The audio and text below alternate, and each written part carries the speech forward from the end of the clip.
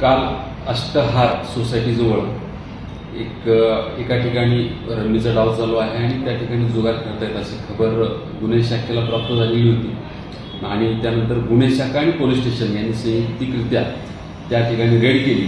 Red केल्यानंतर साधारणपणे 8-10 लोक त्या ठिकाणी रम्मी खेळताना आढळून आले.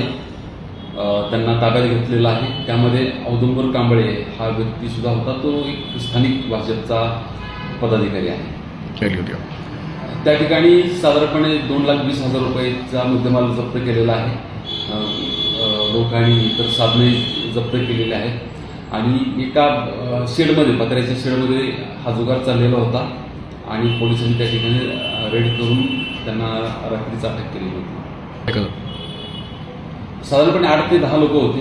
ते त्या ठिकाणी खेळत आहेत याबाबत माहिती मिळालेली होती आणि पोलिसांनी त्या ठिकाणी जाऊन रोकठोक महाराष्ट्राला सबस्क्राईब करा आणि बेल आयकॉनवर क्लिक करायला विसरू नका.